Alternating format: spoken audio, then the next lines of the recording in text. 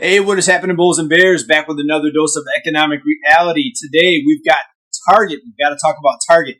Now, the economic collapse is continuing to worsen, and Target is just the latest sign that things are continually deteriorating in this economy. All right, so let's get right into it. Now, we know that retail stores are having a tough time right now because of the economy, because of the cost of living, and so many people not able to make ends meet. And every time you see this around the world and all the other countries that we look at here that undergo this type of collapse or inflation, especially hyperinflation, you see things like this happen. Now, we're not at the hyperinflation stage here in the U.S.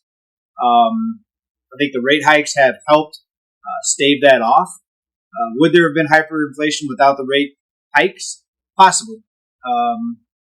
But let's talk about what's happening with Target. We know when the cost of living is too high, people can't make ends meet.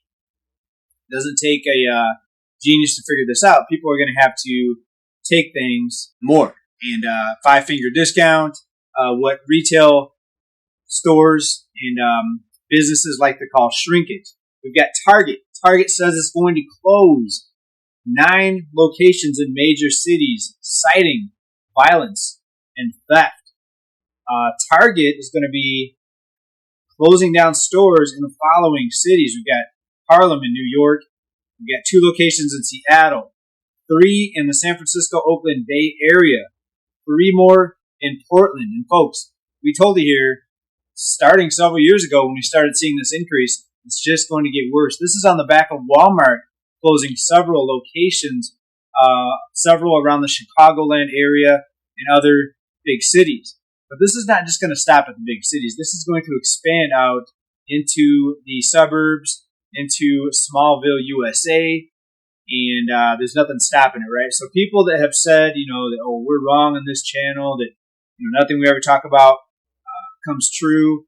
Every episode, things are coming true. Here's something else that we were right about. This is going to continue to get worse. And guess what? We're going to report maybe in 3 to 6 months, and we're going to tell you about a lot more store closures.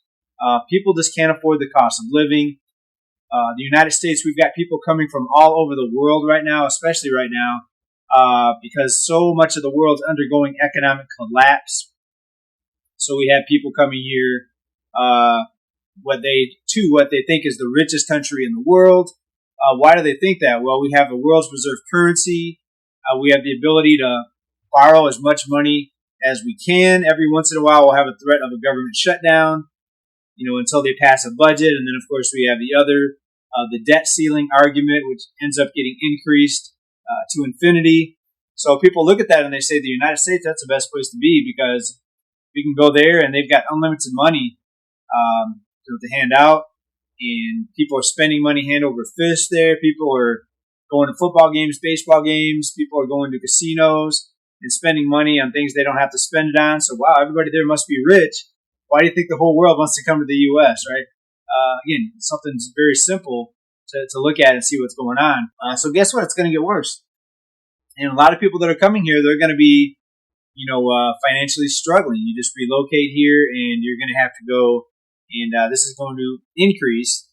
And the people that shop at these stores, what are they going to have to do? They're going to have to go now to a different store. Maybe they'll have to drive a little bit further.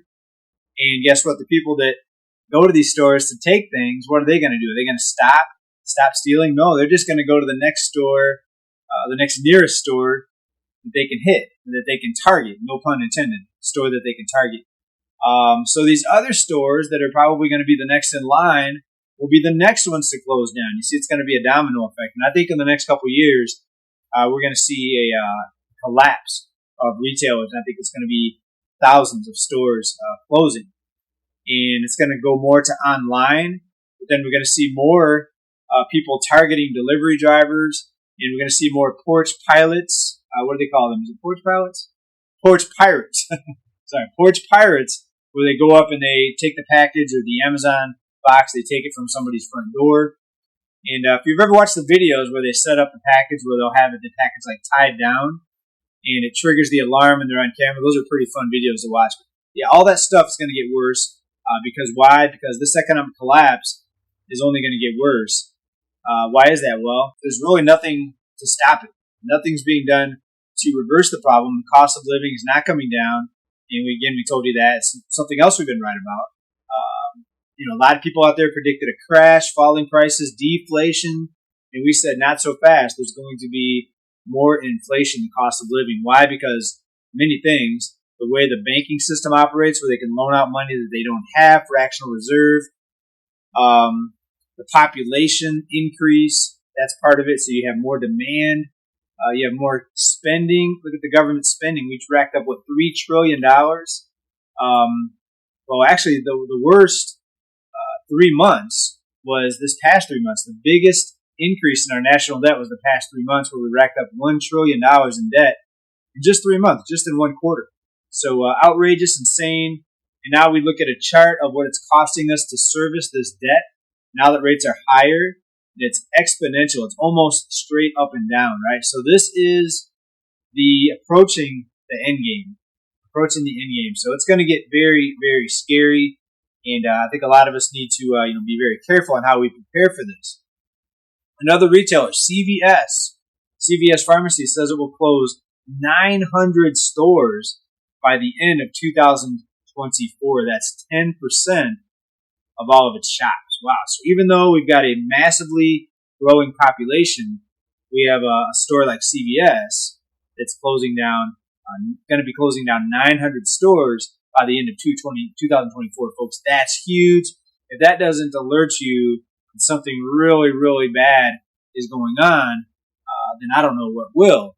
But this is just going to continue to get worse. And a lot of the retailers that are not closing down are having to lock up so much of their merchandise behind glass into secured, glass cases.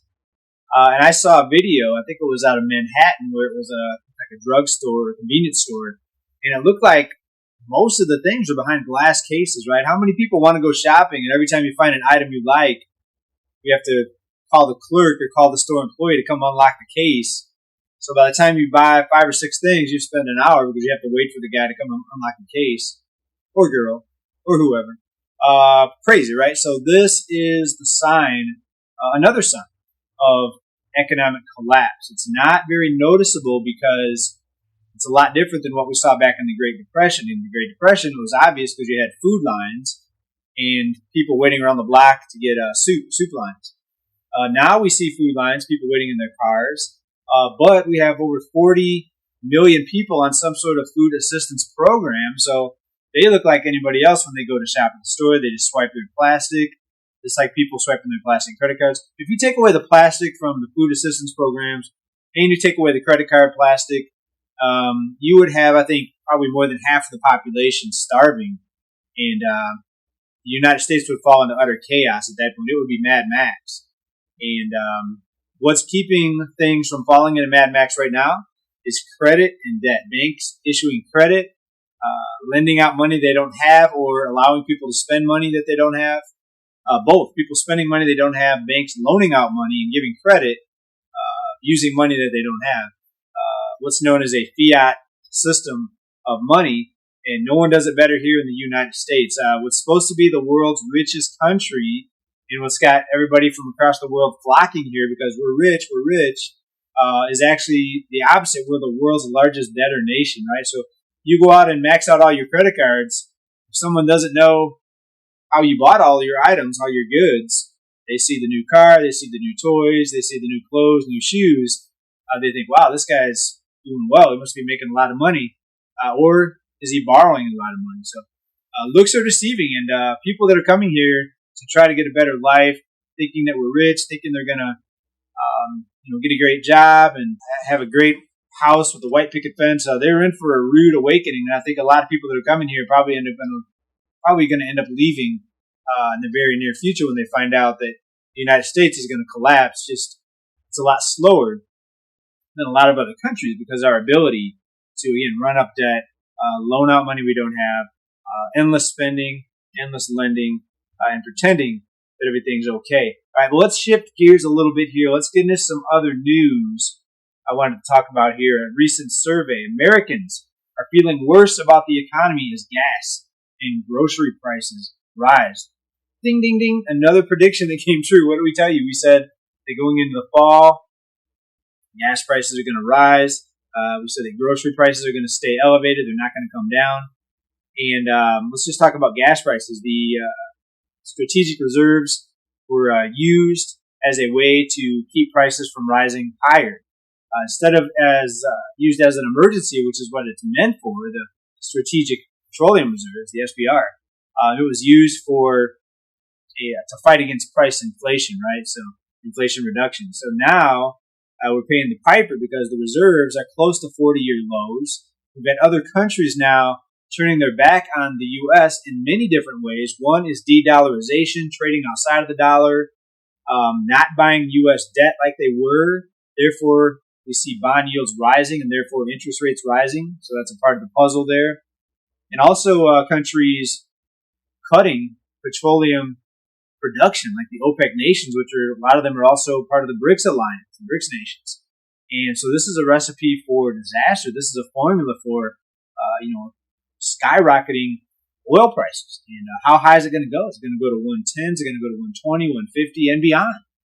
Right? We've never seen this before. We're in uncharted territory, and people better buckle up and strap in because we're going to see things happen here in this country like we've never seen before with everything that's going on. All the things we talked about here today are just the tip of the iceberg. And I wanted to get a little more over here into this survey. In September, the Conference Board's Consumer Confidence Index declined to 103, down from 108.7 in August, according to data released Tuesday, just yesterday, 2 days ago, yesterday.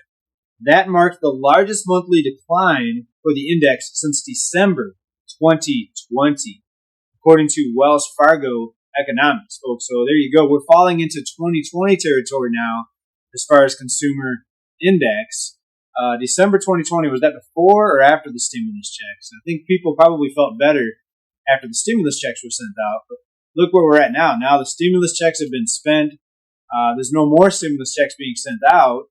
The cost of living is much higher than it was back then. It's continuing to go higher. Every time we see the CPI report, it's higher. The rate of increase may be slowing down, but it's still going higher, which is higher prices. So if we see negative CPI, that means prices are coming down, but that also means something not so good. That also signals the R word, which is recession. So, folks, there's no easy way out of this. If the Fed doesn't keep rates elevated, inflation is going to skyrocket and go up even faster and cause a lot more damage to households. But if they cut rates, it'll be even worse. But if they raise their rates higher, then the fake economy that needs people to borrow money and spend money also implodes, because the higher the rates, the less people can afford to borrow, right? So double-edged sword, between a rock and a hard place. Pick your term. Either way, there's no getting out of this easy, right? So I hope you're doing well. Hope everyone's being smart, investing wisely, looking for opportunities. I told you in my previous report that I'm shorting some regional banks right now. I haven't been doing a lot of trading. I used to do a lot more trading before I started this channel, and even some day trading, some swing trading. Now it's like one trade every few months, and I think the regional banks are going to be really starting to collapse here at a higher speed. And I'm also shorting an ETF that tracks regional banks, right? So I'll let you know how I do on that, if I have a big win on that, or if I break even, or if I lose, right? Maybe there'll be some huge program where all the banks get rescued. But what's likely to happen is maybe not so many bank failures, but instead they'll disguise the failure as a takeover. They're going to say, well, this bank was in trouble, so it got taken over by, pick your mega bank, Bank of America, Wells Fargo, Citi. And so there'll be a lot of takeovers. There'll be a lot of consolidation, and the big mega banks get even bigger. So instead of a bunch of failures, which would be something frightening to a lot of people, to just let the banks fail, they're going to say, oh, by the way, and we've already seen this, right? We see banks buying out other banks, or banks that failed or were on the verge of failure just get taken over by a bigger bank, right? So I think we're going to see a lot of that, and that can cause that can make it difficult to invest in the stock, right? Because the stock will go down at the onset of the news of the bank failing. But then if it gets bought by a big mega bank, then the stock goes back up. So got to be careful. I'm not investing in huge bets, but I think in this economy, you've got to look to grow your money somehow. At least you can get a little bit for your savings right now. You park it in a bank. You find a place that's going to give you a 5% return. Still not tracking inflation. If you look at the CPI, yeah, it'll match CPI, but CPI doesn't account for all the things that people have to pay for just to get by. If you look at the total cost of living, factor in insurance costs. I hear from customers daily how car insurance rates are skyrocketing. They got a 10, 15, 20, 25%, 35% increase from their car insurance company for no reason, not even having an accident, not even having any sort of claim, no vehicle stolen, anything like that. Insurance companies are taking it to the citizenry.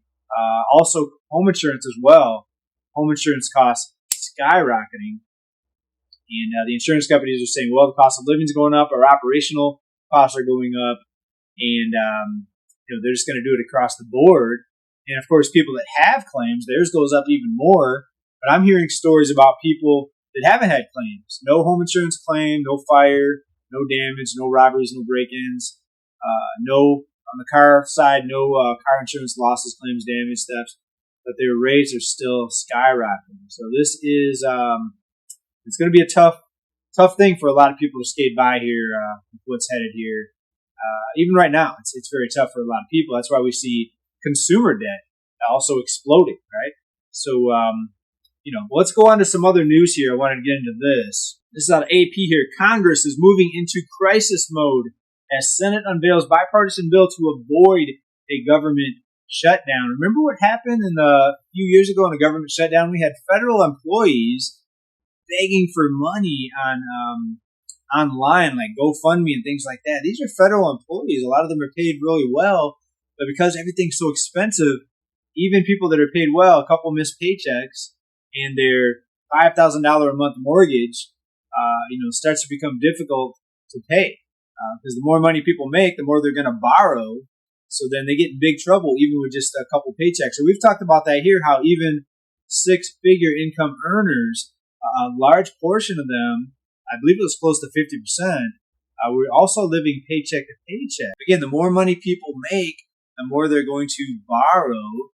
And, the debt game just gets bigger when people make more money. A recent article here out of Z-Hedge here. Social Security Agency demands Americans pay them back after overpaying. So on top of everything else, imagine you're on a fixed income. Imagine you're somebody just getting Social Security, and that's all. And you're told, and you're barely scraping by if you're like most people on Social Security only. You're barely scraping by. Now you're told you have to pay money back because you got paid too much. So moreover here, the issue tends to arise when an agency overpays people who are receiving workers' compensation payments. A recent Social Security Administration Inspector General reported that the administration collected $4.7 billion in repayments in 2022, while about $22 billion remains outstanding. Wow, so $22 billion worth of payments they're trying to collect from people that are probably, skating the edge financially. And my guess is they're not going to be able to repay it. Just like a lot of the students are not going to be able to repay their loans for very long. We already see 50% of younger adults living at home with their parents. Let's shift gears a little bit. What happens when the cost of living skyrockets like we're seeing right now? When people can't keep up, well, they're going to have to demand higher wages. So what do we see? We see a lot of strikes happening right now. The auto strike, there's the latest one here. Las Vegas hospitality workers overwhelmingly permit union to call strike against hotels and casinos. So these people are struggling. Las Vegas is now very expensive. I remember 2008 housing crash. Ground zero, one of the cities that was ground zero was Las Vegas. Foreclosures were enormous in Las Vegas. It was one of the worst areas hit for foreclosures. But now the cost of living has exploded. Home prices are up. Rents are up. Cost of living is up everywhere, but especially Las Vegas. So these workers, are going to have to strike and demand higher pay.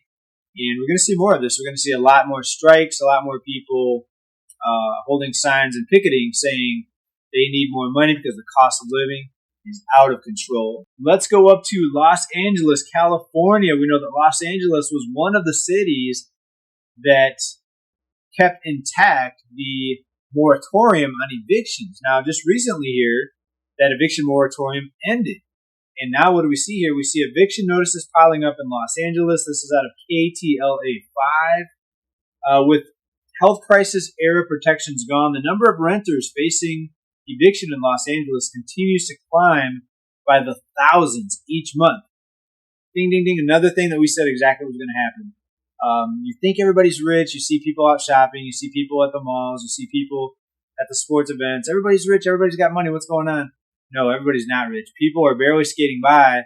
And now it's going to be, according to this article, approximately 50,000 eviction notices were filed by landlords in the city here from February of this year through the end of August. So just last month, the end of last month, 50,000 folks. And those are eviction notices. How many people are at each residence? 2, 3, 4, 5. This could be 100,000, 200, 250,000 people.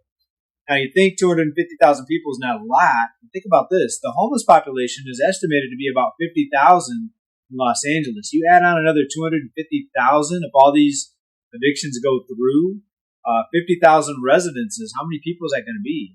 You let me know what you think down in the comments. But look out, LA. If you have homeless people on your sidewalks right now, at the parks, at the beaches, even Venice Beach. Have you seen the videos of Venice Beach? Outrageous. It's about ready to get a lot worse, folks. I hate to keep saying the same thing over and over. It's going to get a lot worse. Every story we talk about, it's going to get a lot worse. It's going to get a lot worse. It's going to get a lot worse. I mean, nothing's being done to fix this. The cost of living is not coming down. What we need is a lower cost of living. That way people can afford to get by just on maybe one job instead of working two jobs, or a full-time job and two side hustles, two household incomes, both people working. Couples afraid to have kids because if one stops working, then they can't make ends meet. So we have childbirths declining now, as always happens too, when the economy starts to collapse, right? So this is happening, folks, and hope I laid it out for you pretty clearly today. As always, keep stacking, have an emergency expense out of the system, money out of the bank, food, water, essential items. Hopefully you have 6 months expenses, because the Fed could be raising rates until something breaks and something implodes, and we could see this crisis really explode, and worsen. But things are headed the wrong direction. I'm kind of scared of what's happening, so we got to be cautious. We got to invest, and we got to keep an eye on everything that's happening. So stay tuned to this channel, and we'll keep you ahead of the curve and let you know exactly what's going on. Also, you got to keep stacking. I know I say it every few episodes. Keep stacking, folks. Ultimately, this fake money system, this fiat money system, is going to implode.